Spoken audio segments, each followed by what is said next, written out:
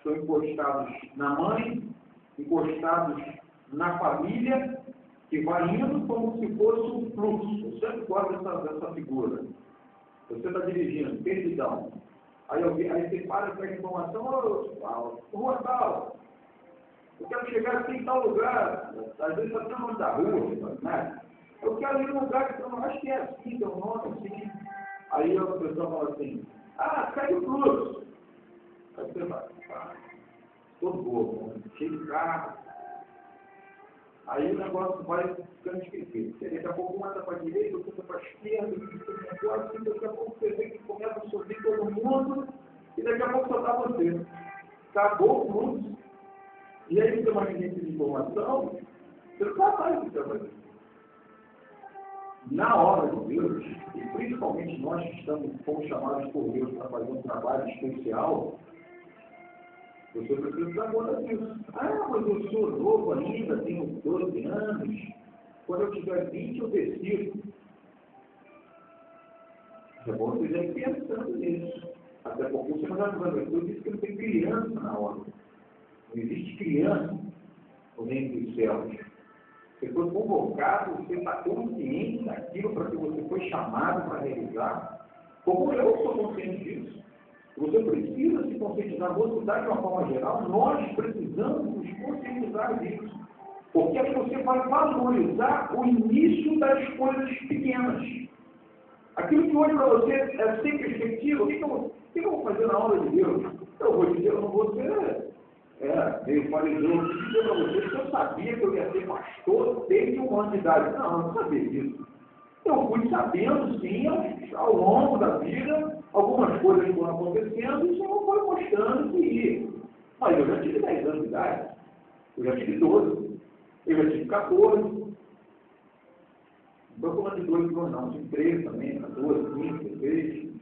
Fui crescendo precocemente assim, não. E ó, o pastor José está aqui, da igreja, é um pastor, para falar quando preciso, Daniel não é nada disso.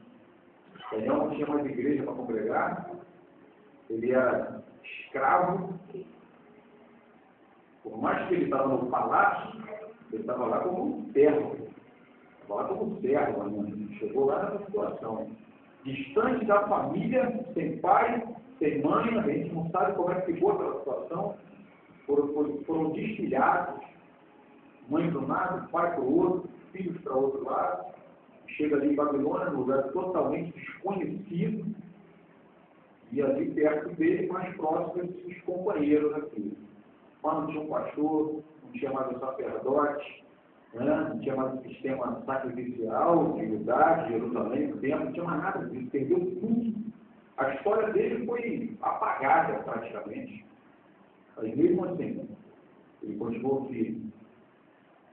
Mas a gente não sabe o início de Daniel, como é que foi, mas olha, pelo resultado, você tem condição de pensar como é que Daniel foi ensinado, como é que ele foi instruído, como é que ele começou a se relacionar com o Senhor, a seriedade com que ele levou as coisas do Senhor, porque para chegar aqui, numa situação adversa dessa aqui, manter uma fidelidade dessa aqui, nós vemos do início ao final do capítulo do profeta Daniel, do livro do profeta Daniel, ele não brincou de ser brincou de servir o Senhor.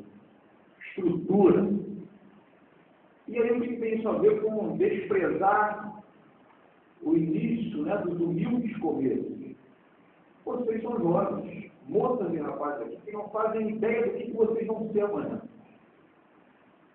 Alguns não sabem nem o que vão ser na vida particular, né, profissional, não tem nem perspectiva, vão vir a ter, em nome de Jesus.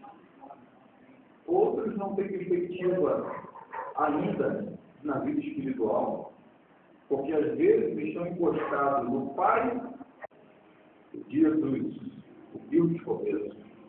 O contexto desse capítulo está dizendo exatamente do início da construção, da reconstrução do templo em Jerusalém.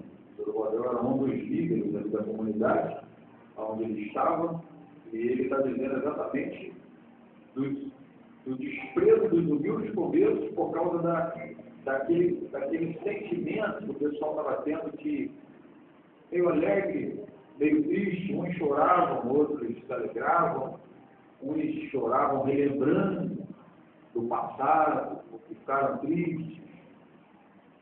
E aí ele faz menção a isso aqui, pois quem despreza o dia dos humildes começos, eles estavam ali relançando novamente os alicerces para ser reconstruído um grande templo. E aí, né, tendo pela frente uma grande construção a ser refeita, o desânimo, o contexto era difícil, não era nada favorável, era muita luta, muita dificuldade.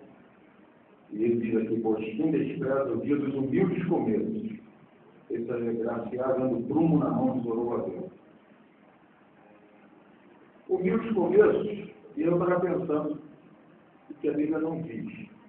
Como é que era a vida de Daniel lá em Judá, lá em Jerusalém?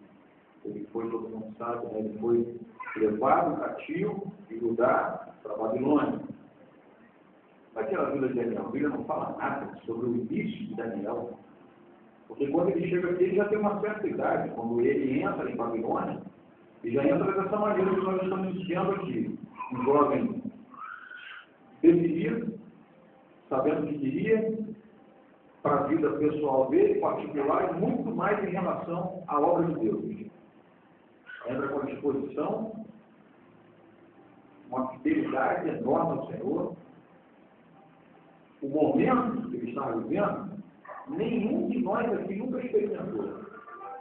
Tem alguns jovens que, de repente, olham para Daniel e falam assim, minha situação é pior, porque meu pai não é da igreja, meu pai não é crente, minha mãe também não é crente.